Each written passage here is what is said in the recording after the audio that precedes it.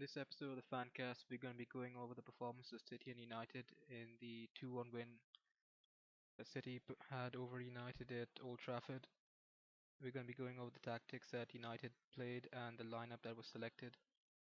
We're also going to be looking at what is in store for United in the rest of the season and whether the title really is still sewn up or whether there is reason to worry. We'll be looking at, based on the performance tonight versus City, whether we should be buying players in central midfield and on the wings. The host for this episode is Darren D Grant 117 and the co-host is Khalid7. Today we're just going to go over some quick reactions to the defeat against Manchester City. It's a bit of a surprise. Well, the lineup really was a big surprise to me. I thought we were going to go a bit offensive against City, considering that they're our rivals, but I knew the squad was going to take a good hit and go defensive, and I don't know. We seemed good at the beginning stage of the game, and I don't know. It just went downhill after halftime, in my opinion. What do you think, Khalid? When I saw the lineup, I was disappointed as hell to see Giggs starting. Giggs in the center. That was a very bad combo. Giggs and Carrick in the center. I started fearing the worst, and then. I didn't expect anything from our wingers because our wingers have been crap all season, but it's the center where we tend to perform well. And when Giggs is paired up with Carrick and Giggs up against the midfield that City were putting out, it was going to be crazy. It was like suicide really to pick that lineup. I really expected Shinji Kagawa to start, and he didn't. Kind of gutted over that. I really wanted him to make an impact even though he would be placed on the wings. It's not really his position, but still, the 1-2 plays across that we were doing with Rooney and even Welbeck was actually pretty good. Welbeck did pretty good in this match as well, but I think his purpose was to defend rather than attack. I think that was the whole point of those two wingers, is more to provide, protection to our fullbacks, but I didn't see the point of it because when I saw the City players really bombing forward Everett's flank, and which Young was supposed to help Ever protect, and constantly Ever was ganged up on by 2 or 3 City players. I'm like, where the hell was Young's protection over there? Right.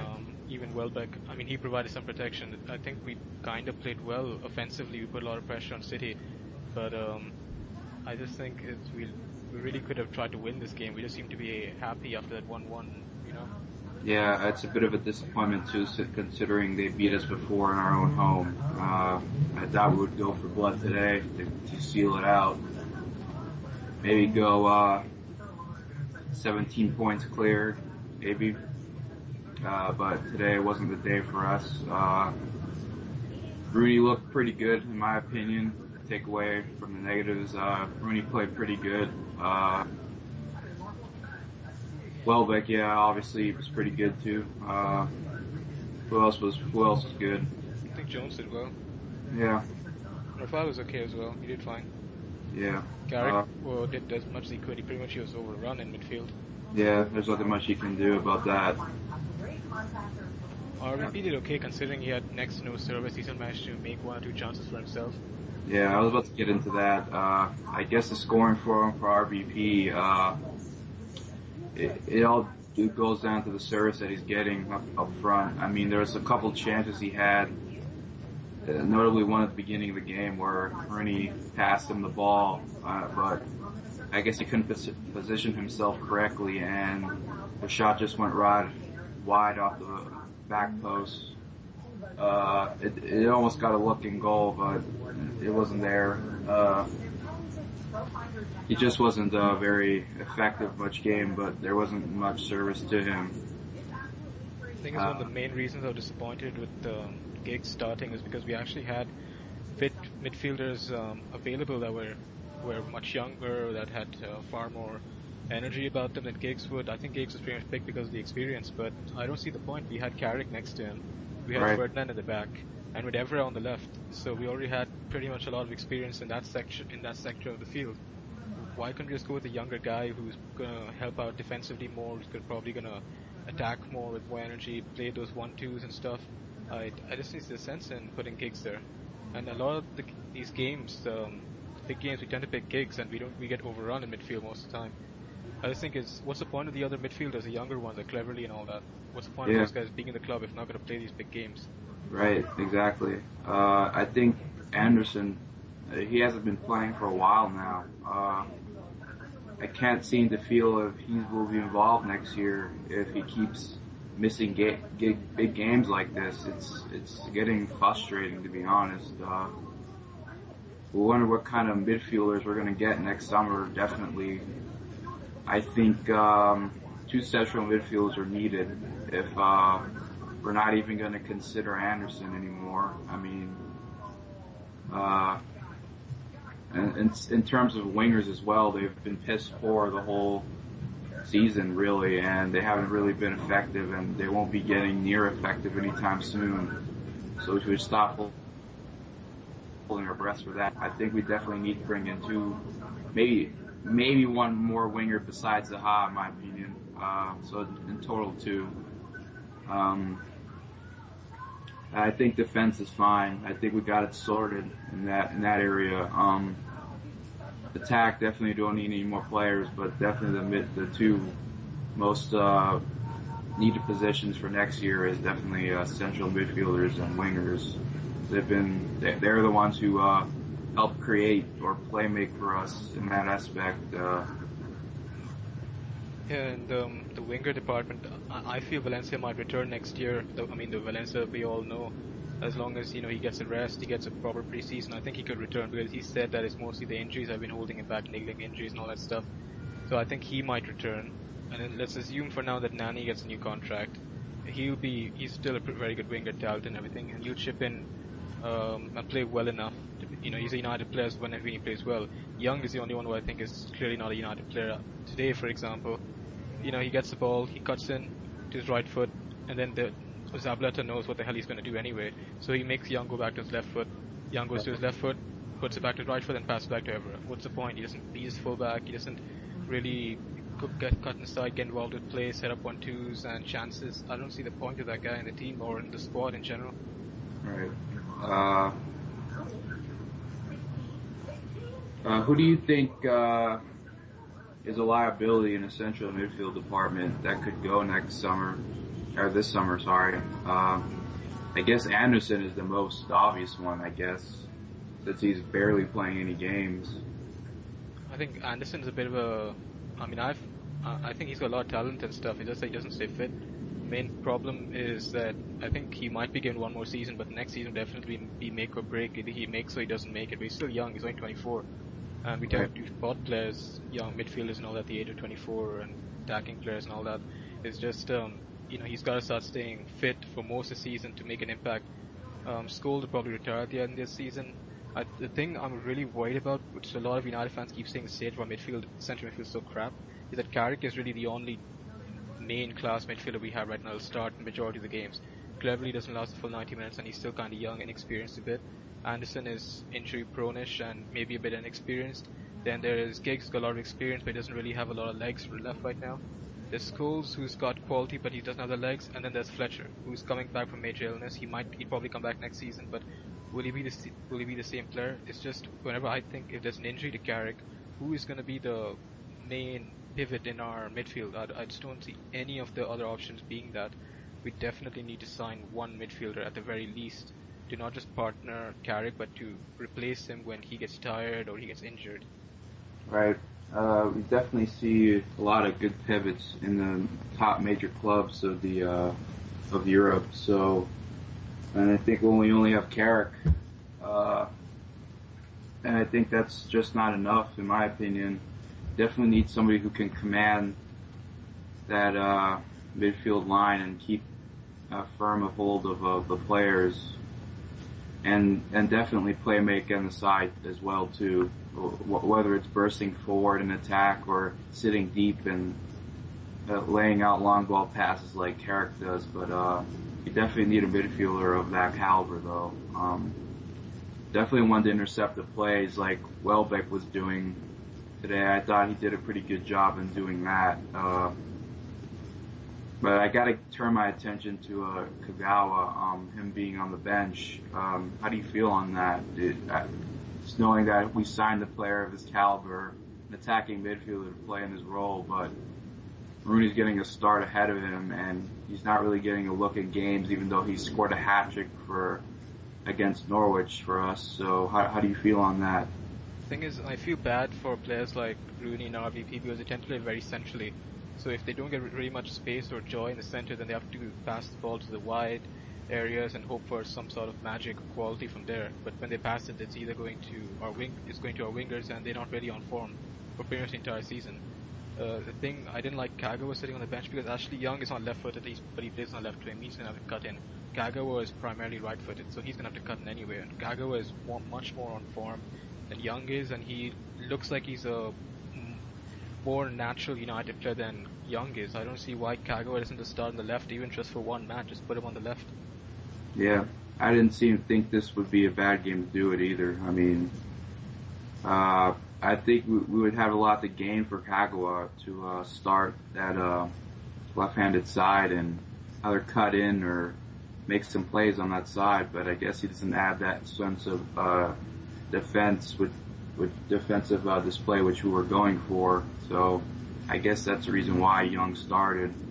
And then after that, we played after a couple minutes on in the second half, we brought on Valencia. So that really sums up it all on how we were playing our wingers.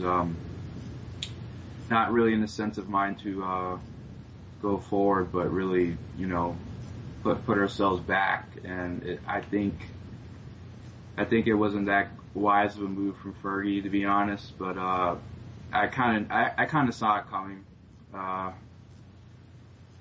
With 7 games to go, I mean, you really do wonder if Fergie is just, the performance we've had so far, like 1-0 against Sunderland and some other unconvincing games this season. You kind of wonder how Fergie's attitude toward the rest of the season is. I'm pretty sure he's a good mind of it. No, don't get me wrong, but I just feel like against the big games like this, he's definitely going for a point. I feel because of our performance in so far and the form of our current players. So yeah, I mean, I think in my opinion we pretty much got the title sewn up. Of course, if we don't win the next 2 games or the next 3 games, put in convincing performances, I think then we're gonna start getting shaky because we still have Chelsea coming up at home, we got Arsenal coming up away, we have Stoke away, right, which is the next game.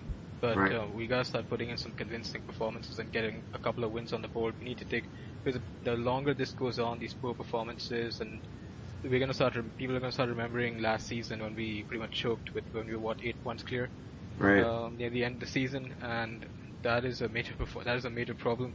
Like you mentioned, when you mentioned other clubs earlier, the thing I keep thinking about the state of our current central midfield. If you look at all the other major rivals, not just domestic but on the continent as well, their midfield options are far better off than what we've got. We are probably among the worst in terms of central midfield options in all of the major clubs in Europe. Yeah, I agree too to that. And this is what I'm saying. In Europe, we're definitely the weakest in terms of midfield combinations.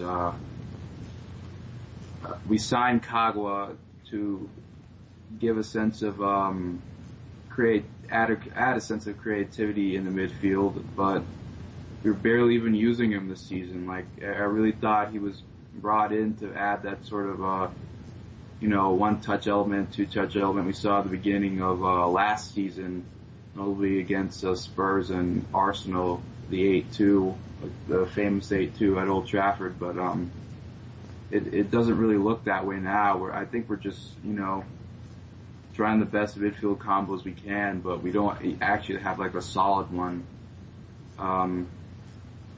I really think Rooney and RVP should play up front, and Kagawa could sit in that number 10 role, which he's pretty much good at, and then we could either play in a diamond formation, would be a lot better. But the thing is, with that, our wingers are very limited, but and to be honest, it wouldn't matter. I mean, they've been in poor form anyway. Um, our fullbacks won't be able to go forward as much either. So I guess that would hinder our attack a little bit. But I think it would be better if we tried diamond formation. What do you think? Um, I would like to see Chicago play anyhow, one way or the other. I mean, I think Rooney should still play because he's still quite important to our overall, performances and stuff. I would still keep Rooney in the team. I'd put RVP up front or maybe Chicharito, somebody. I don't think RVP's goal drought is going to end if the service to him is so poor. But I'd start Chicago anywhere, right wing, left wing, somewhere. Just play the guy. Yeah. Because we signed him from Dortmund, and before, when he was in Dortmund, he was one of the best midfielders in Europe, at least one of the best young midfielders in Europe. And when he comes to United, he's always on the bench. So Alex said next season he will be playing more games. But where will he be playing more of these games? In Rooney's position? I mean, will Rooney be sitting on the bench from then on? Or I don't see the deal. What's going to happen?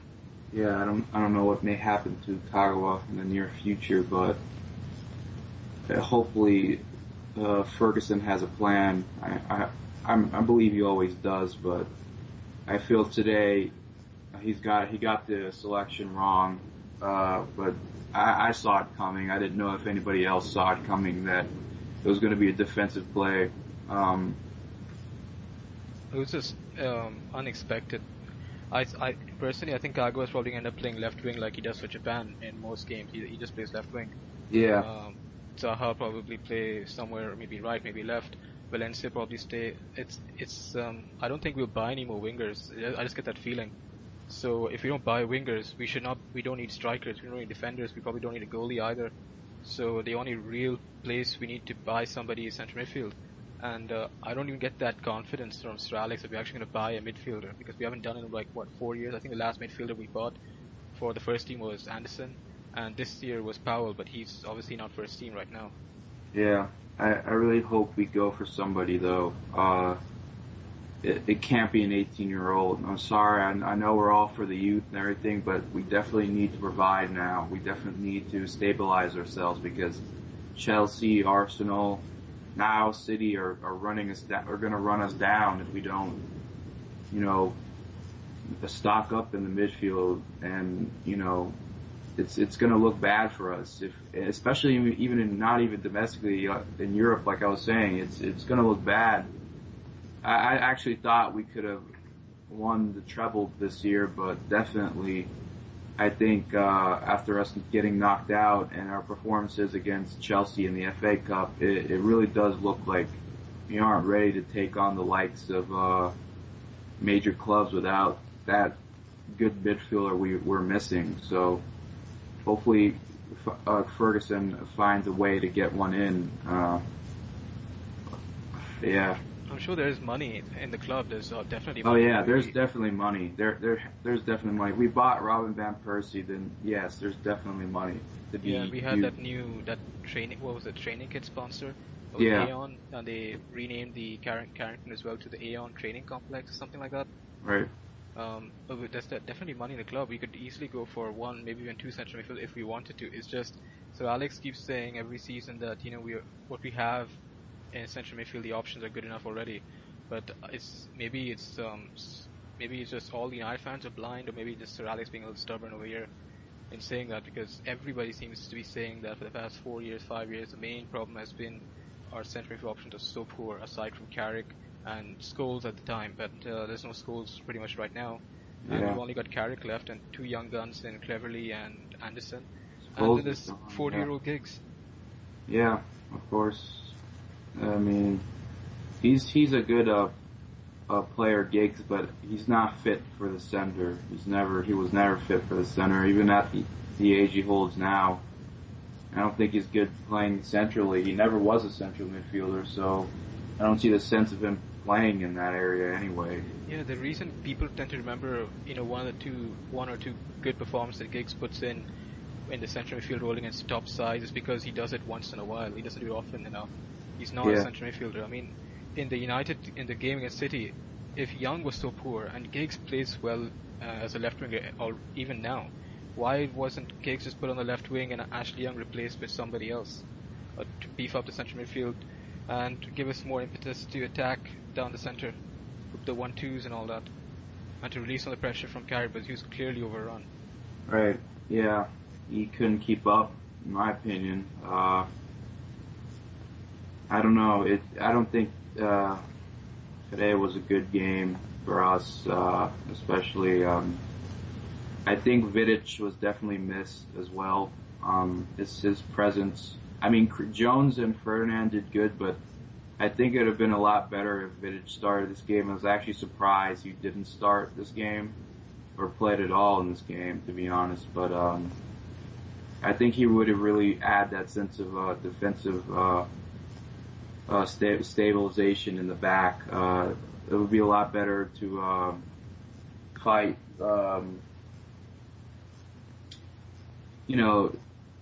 Get that sense of solidity in the back to remove all the pressure off of us, But I mean, either way, it still was bad for us in attack. They still ran us around like rings.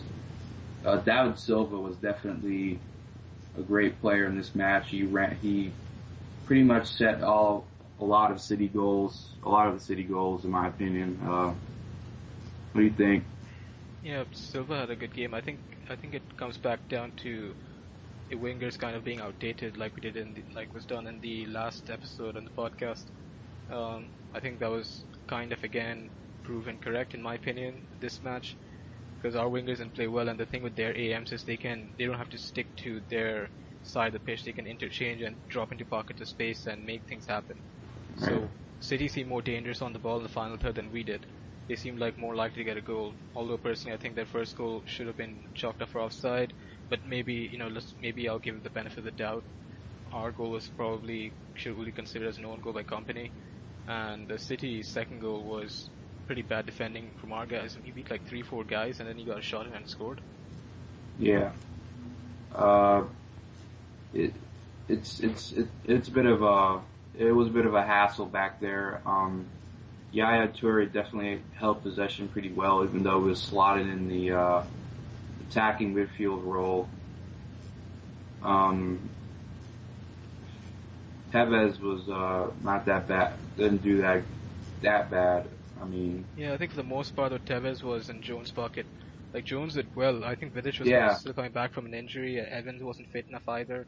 right. But I think the defense overall did fine. It's just City whatever chances City made, they tended to be more clinical than we were, and the quality of their chances seemed to be better than ours.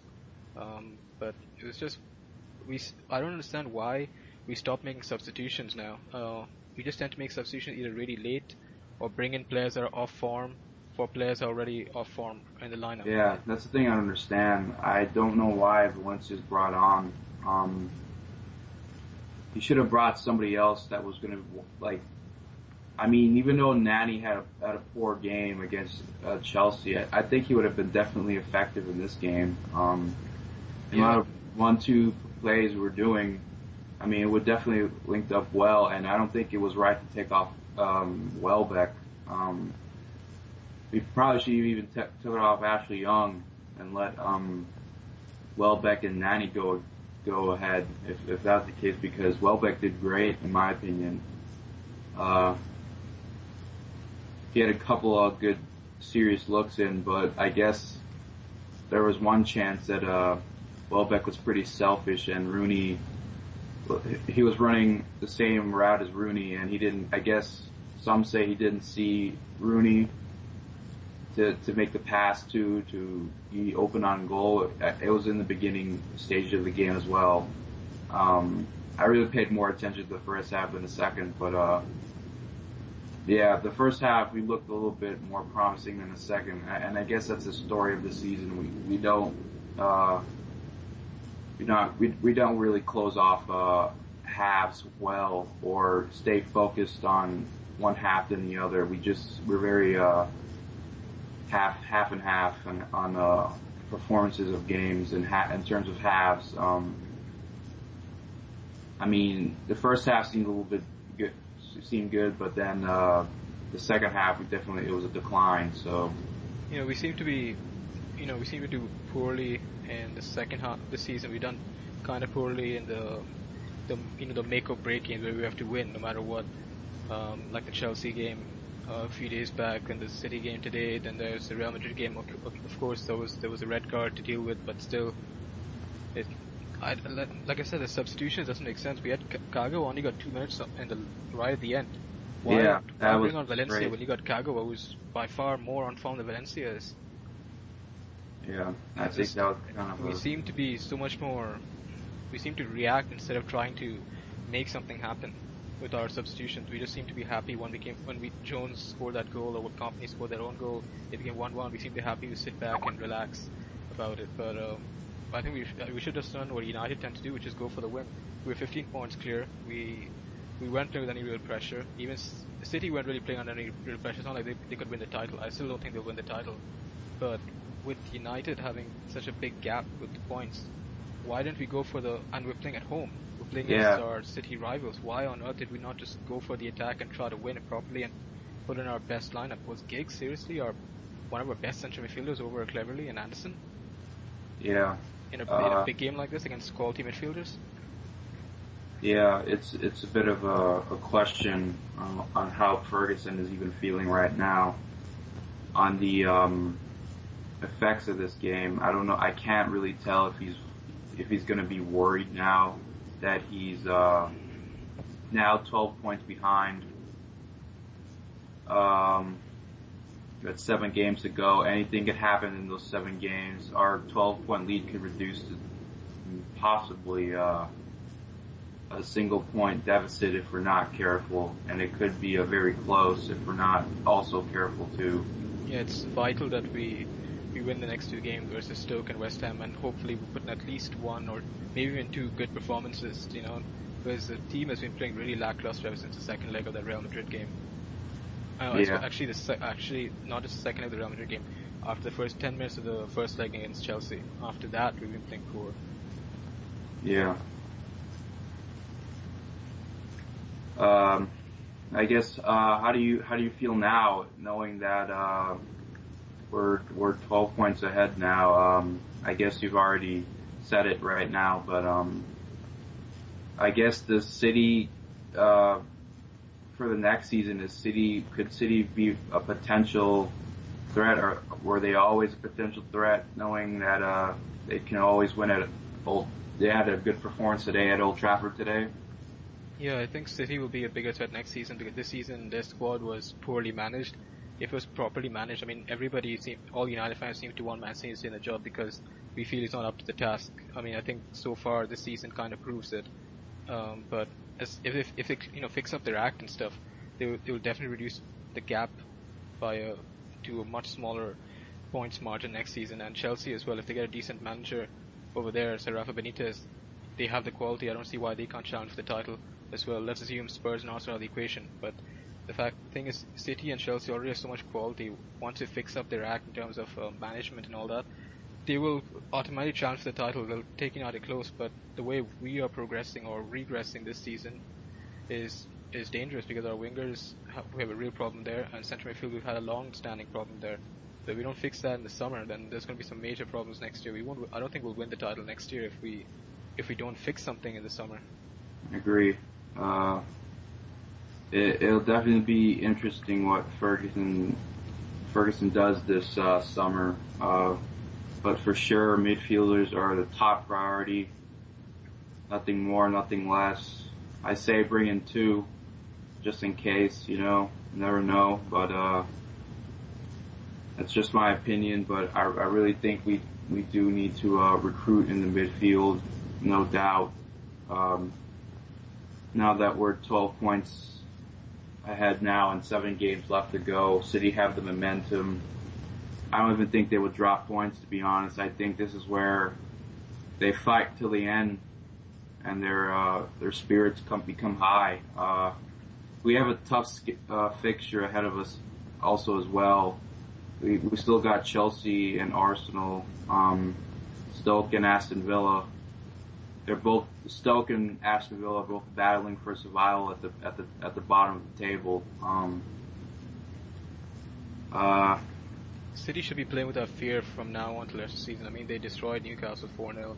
They beat us at home, and the only really, I suppose, big team they've had to face is Spurs. I don't know if it's home or away, but the rest they're facing some teams that are also fighting for survival, but they should be playing without fear. I expect them to win majority, if not all, those games. It's just us with the way we are performing. I don't know if we're actually going to do it. Yeah, I think we can do it, but I think our deficit will definitely decrease if we do. I mean, that's if saying our next performance against Stoke is completely trash. If we don't wake up by then I see our points definitely going back down to a single digits, in my opinion. Hopefully we can get the win and keep our points at double digits, but I mean, if it all goes worse at Stoke now, then it can start getting worrying. So, and with that note, I guess it's good to end off the episode for today. And thanks again for coming out and listening to this show. And I'm DGrant117, or Darren for short, and this is Khaled, my co-host, and we say goodnight and have a good day.